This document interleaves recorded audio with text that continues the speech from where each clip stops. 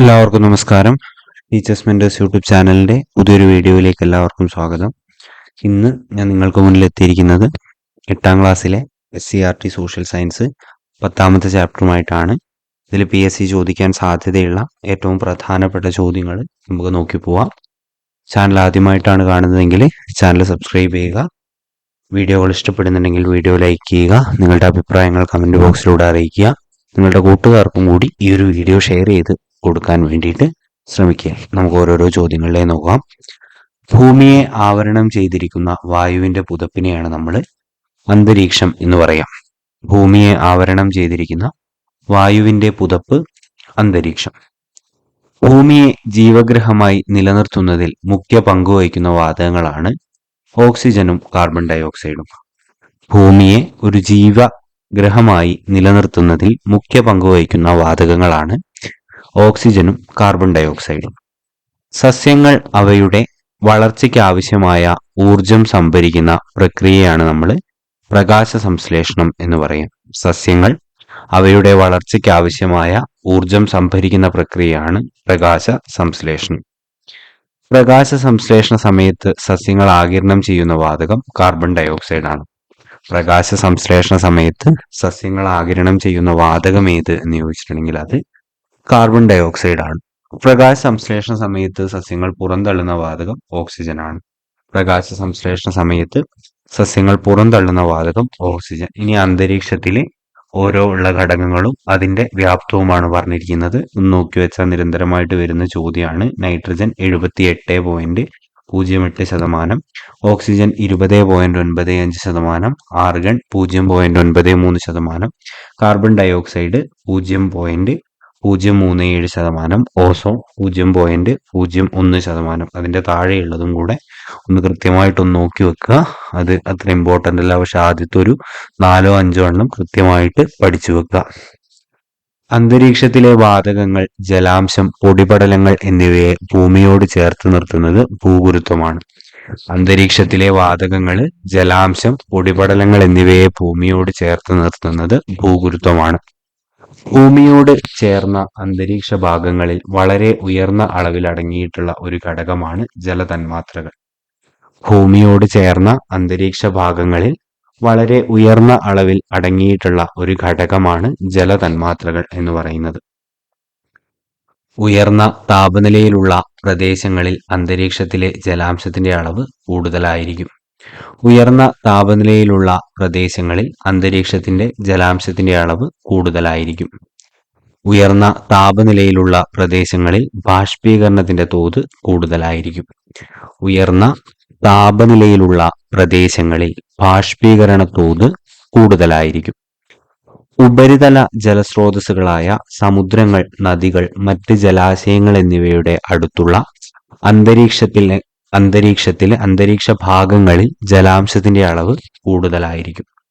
ഉപരിതല ജലസ്രോതസ്സുകളായിട്ടുള്ള സമുദ്രങ്ങള്, നദികള്, മറ്റു ജലാശയങ്ങൾ എന്നിവയുടെ അടുത്തുള്ള അന്തരീക്ഷ ഭാഗങ്ങളിൽ ജലാംശത്തിന്റെ അളവ് കൂടുതലായിരിക്കും. ഉപരിതല ജലസ്രോതസ്സുകളായിട്ടുള്ള സമുദ്രങ്ങള്, നദികള്, മറ്റ് ജലാശയങ്ങൾ എന്നിവയുടെ അടുത്തുള്ള അന്തരീക്ഷ ഭാഗങ്ങളിൽ ജലാംശത്തിന്റെ അളവ് കൂടുതലായിരിക്കും. അന്തരീക്ഷത്തിലെ നേർത്ത പൊടിപടലങ്ങൾ മേഘരൂപീകരണത്തെ സഹായിക്കുന്നതിനാൽ അവ അറിയപ്പെടുന്നത് ഘനീകരണ മർമ്മം എന്നാണ്.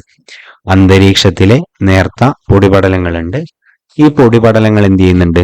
മേഘരൂപീകരണത്തെ സഹായിക്കുന്നുണ്ട്. അതുകൊണ്ട് ഈ പൊടിപടലങ്ങൾ ഘനീകരണ മർമ്മം എന്നറിയപ്പെടുന്നു. അന്തരീക്ഷത്തിൽ ഉയരം കൂടുംതോറും വാതകങ്ങളുടെ അളവ് കുറഞ്ഞു വരുന്നു. അന്തരീക്ഷത്തിൽ ഉയരം കൂടുംതോറും വാതകങ്ങളുടെ അളവ് കുറഞ്ഞു വരുന്നു. എവറസ്റ്റ് കൊടുമുടി കയറുന്ന പർവ്വതാരോഹണം ഓക്സിജൻ സിലിണ്ടർ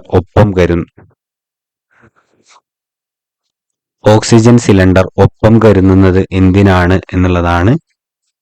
അവിടെ ചെറിയൊരു ടൈപ്പിംഗ് മിസ്റ്റേക്ക് വന്നതാണ്. അപ്പൊ ഉയരം കൂടുന്തോറും വാതകങ്ങളുടെ അളവ് കുറഞ്ഞു വരുന്നത് കൊണ്ടാണ് നമ്മളെ ഈ എവറസ്റ്റ് കൊടുമുടിയൊക്കെ കയറുന്ന ആളുകൾ എന്ത് ചെയ്യുന്നത്? ഓക്സിജൻ സിലിണ്ടർ ഒപ്പം കൊണ്ടുപോകുന്നത് എന്നുള്ളത് ഓർത്തിരിക്കുക. ഹരിതഗൃഹവാതകങ്ങളും നീരാവിയും ഭൂമിയിൽ നിന്ന് ഉയരുന്ന ഭൗമവികിരണത്തെ ആഗിരണം ചെയ്ത് ഭൂമിയോടടുത്തുള്ള അന്തരീക്ഷത്തിലെ താപനില കുറയാതെ നിലനിർത്തുന്ന പ്രതിഭാസത്തെ നമ്മൾ ഹരിതഗൃഹ പ്രഭാവം എന്നാണ് പറയുക. ഹരിതഗൃഹവാതകങ്ങളും നീരാവിയും ഭൂമിയിൽ നിന്ന് ഉയരുന്ന ഭൗമവികിരണത്തെ ആഗിരണം ചെയ്ത് ഭൂമിയോടടുത്തുള്ള അന്തരീക്ഷത്തിലെ താപനില കുറയാതെ നിലനിർത്തുന്ന പ്രതിഭാസത്തെയാണ് ഹരിതഗൃഹ പ്രഭാവം എന്ന് പറയുന്നത്. ഒന്നുകൂടെ നോക്കാം. ഹരിതഗൃഹവാതകങ്ങളും നീരാവിയും ഭൂമിയിൽ നിന്ന് ഉയരുന്ന ഭൗമവികിരണത്തെ ആഗിരണം ചെയ്ത് ഭൂമിയോടടുത്തുള്ള അന്തരീക്ഷത്തിലെ താപനില കുറയാതെ നിലനിർത്തുന്ന പ്രതിഭാസത്തെയാണ് ഹരിതഗൃഹ പ്രഭാവം എന്ന് പറയാറുള്ളത്. ഹരിതഗൃഹ പ്രഭാവത്തിന് കാരണമാകുന്ന വാതകങ്ങൾ അറിയപ്പെടുന്നത് ഹരിതഗൃഹവാതകങ്ങൾ എന്നാണ്.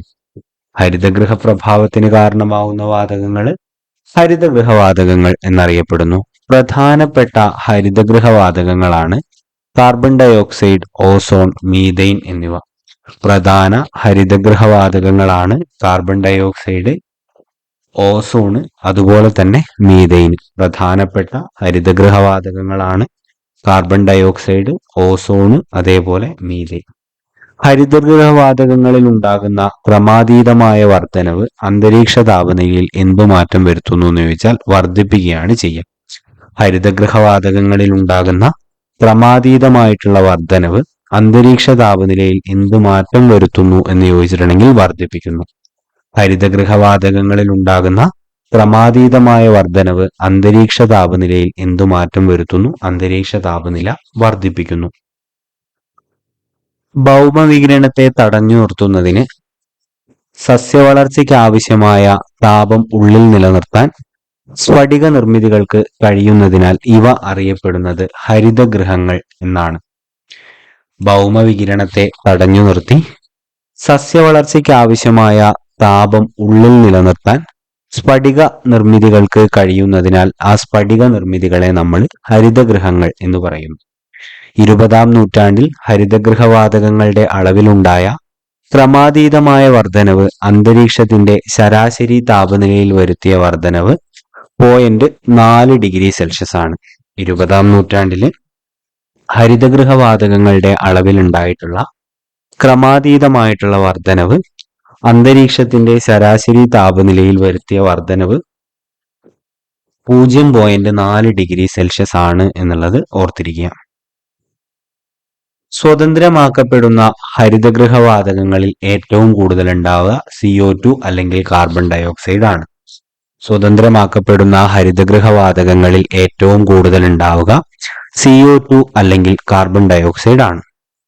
പ്രതിവർഷം അന്തരീക്ഷത്തിലേക്ക് തള്ളിവിടുന്ന കാർബൺ ഡയോക്സൈഡിന്റെ ഏകദേശ അളവ് 6000 മെട്രിക് ടൺ ആണ്. പ്രതിവർഷം അന്തരീക്ഷത്തിലേക്ക് തള്ളിവിടുന്ന കാർബൺ ഡയോക്സൈഡിന്റെ ഏകദേശ അളവ് എത്രയാണ് എന്ന് ചോദിച്ചാൽ 6000 മെട്രിക് ടൺ ആണ്. ഹരിതഗൃഹവാതകങ്ങളിലൂടെ അന്തരീക്ഷ താപനിലയിൽ ഉണ്ടാകുന്ന വർധനവിനെയാണ് നമ്മൾ ആഗോളതാപനം എന്ന് പറയാം. ഹരിതഗൃഹവാതകങ്ങളിലൂടെ അന്തരീക്ഷ താപനിലയിൽ ഉണ്ടാകുന്ന വർധനവിനെയാണ് നമ്മൾ ആഗോളതാപനം എന്ന് പറയാം. ഹരിതഗൃഹവാതകങ്ങൾ നിയന്ത്രിക്കുന്നതിനായി ആഗോളതലത്തിൽ നിലവിൽ വന്ന ഉടമ്പടിയാണ് ക്യോട്ടോ പ്രോട്ടോകോൾ. ഹരിതഗൃഹവാതകങ്ങൾ നിയന്ത്രിക്കുന്നതിനായിട്ട് ആഗോളതലത്തിൽ നിലവിൽ വന്ന ഒരു ഉടമ്പടിയാണ് ക്യോട്ടോ പ്രോട്ടോകോൾ എന്ന് പറയുന്നത്. 1997 ജപ്പാനിൽ നടന്ന ക്യോട്ടോ ഉച്ചകോടിയുടെ ഭാഗമായി വിളംബരം ചെയ്യപ്പെട്ട ക്യോട്ടോ പ്രോട്ടോകോൾ നിലവിൽ വന്ന വർഷം 2005 ആണ്. 1997 ജപ്പാനിൽ നടന്നിട്ടുള്ള ക്യോട്ടോ ഉച്ചകോടിയുടെ ഭാഗമായിട്ട് വിളംബരം ചെയ്യപ്പെട്ട ക്യോട്ടോ പ്രോട്ടോകോൾ നിലവിൽ വന്ന വർഷം 2005 ആണ്. ക്യോട്ടോ പ്രോട്ടോകോൾ നിലവിൽ വന്ന സമയത്ത് എത്ര രാജ്യങ്ങളുടെ അംഗീകാരത്തോടെയാണ് നിലവിൽ വന്നത് എന്ന് ചോദിച്ചാൽ 141 രാജ്യങ്ങളുടെ അംഗീകാരത്തോടെയാണ് നിലവിൽ വന്നത്. ക്യോട്ടോ പ്രോട്ടോകോൾ നിലവിൽ വന്ന സമയത്ത് എത്ര രാജ്യങ്ങളുടെ അംഗീകാരത്തോടെയാണ് നിലവിൽ വന്നത് എന്ന് ചോദിച്ചാൽ 141 രാജ്യങ്ങളുടെ അംഗീകാരത്തോടെയാണ് നിലവിൽ വന്നിട്ടുള്ളത്.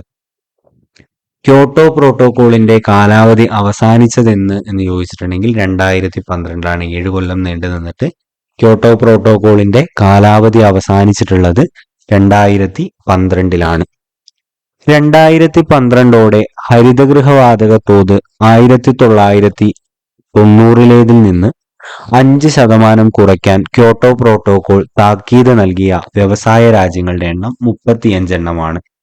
2012 ഹരിതഗൃഹവാതകത്തിന്റെ തോത് 1990 നിന്ന് 5% കുറയ്ക്കാൻ ക്യോട്ടോ പ്രോട്ടോകോൾ താക്കീത് നൽകിയ വ്യവസായ രാജ്യങ്ങളുടെ എണ്ണം 35 ആണ്.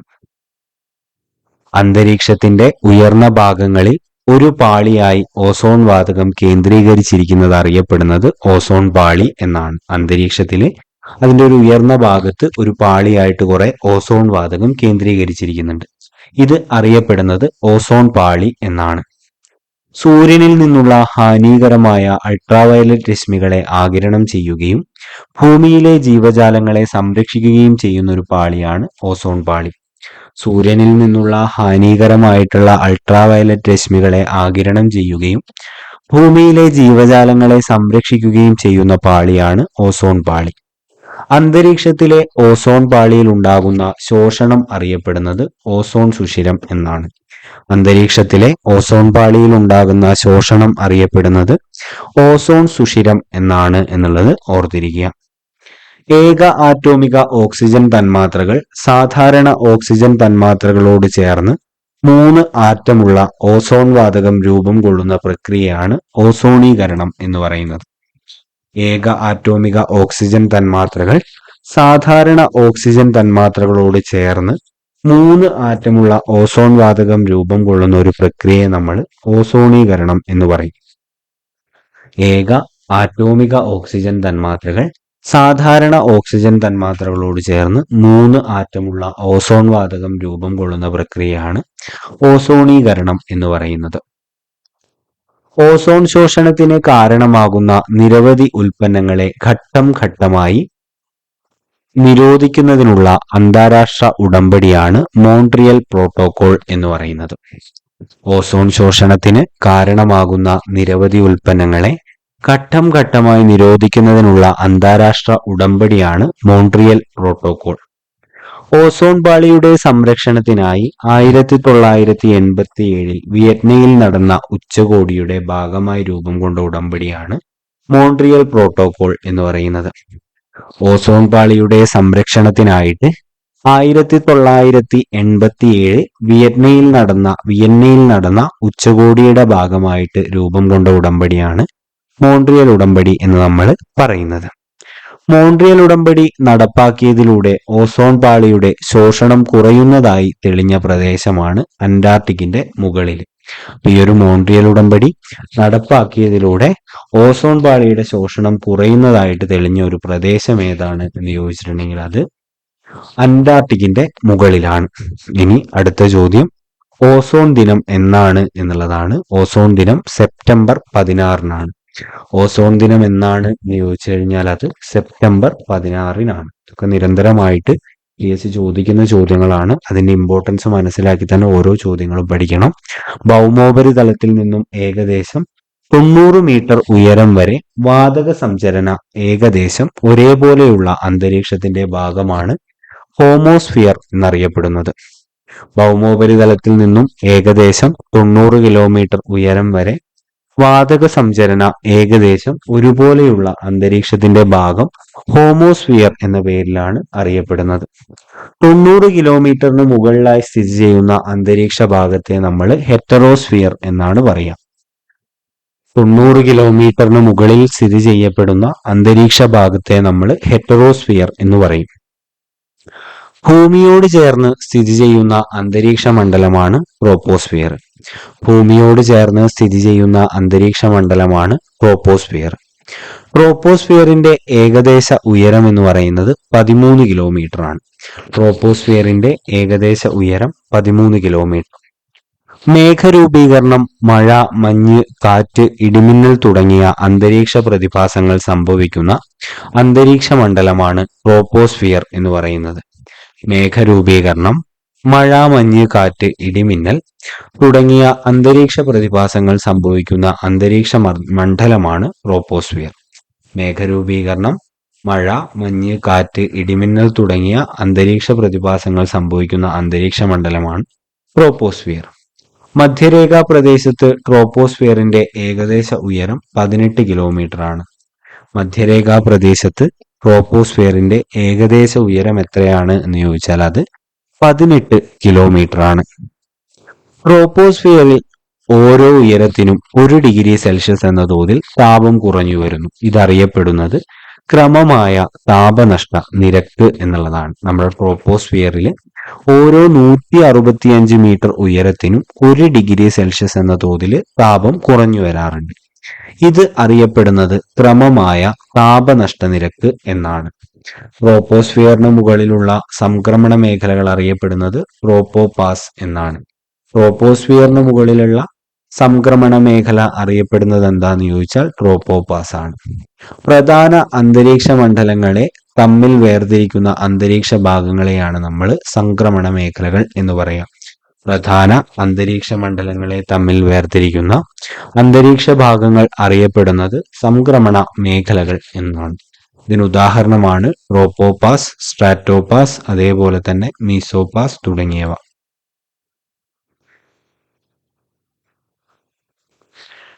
ട്രോപ്പോപാസിൽ തുടങ്ങി ഭൂമിയിൽ നിന്ന് ഏകദേശം 50 കിലോമീറ്റർ ഉയരം വരെ വ്യാപിച്ചു കിടക്കുന്ന അന്തരീക്ഷ മണ്ഡലമാണ് സ്ട്രാറ്റോസ്ഫിയർ.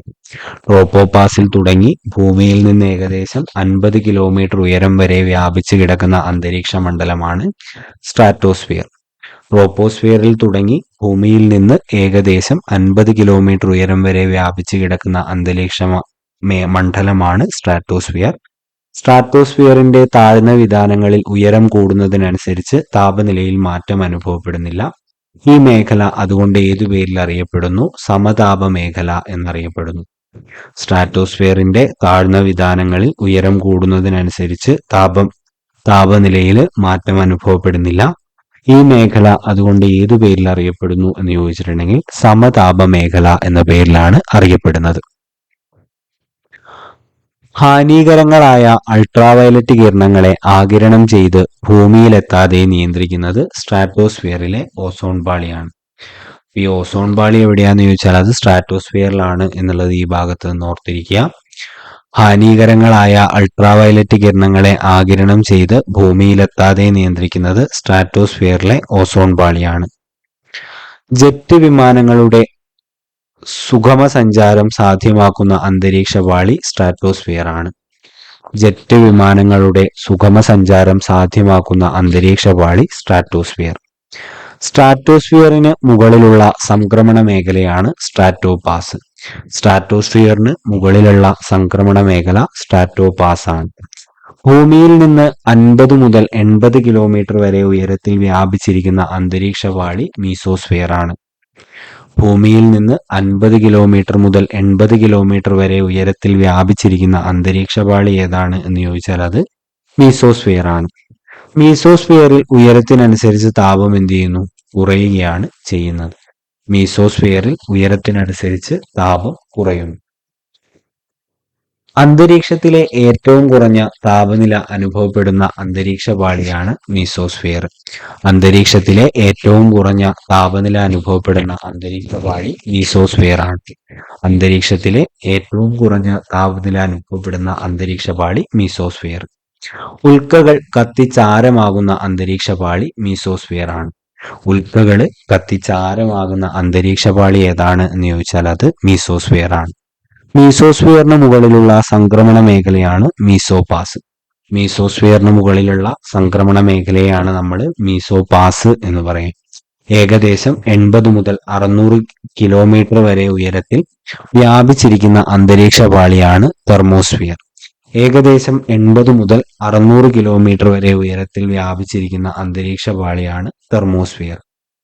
തെർമോസ്ഫിയറിൽ ഉയരം കൂടുന്തോറും താപനില കൂടി വരുന്നതായിട്ടാണ് കാണാൻ കഴിയുക. തെർമോസ്ഫിയറിൽ ഉയരം കൂടുന്തോറും താപനില എന്ത് ചെയ്യുന്നു? കൂടി വരുന്നു. തെർമോസ്ഫിയറിന്റെ താഴ്ന്ന ഭാഗം അയണോസ്ഫിയർ എന്നാണ് അറിയപ്പെടുന്നത്. തെർമോസ്ഫിയറിന്റെ താഴ്ന്ന ഭാഗം അറിയപ്പെടുന്നത് അയണോസ്ഫിയർ എന്നാണ്.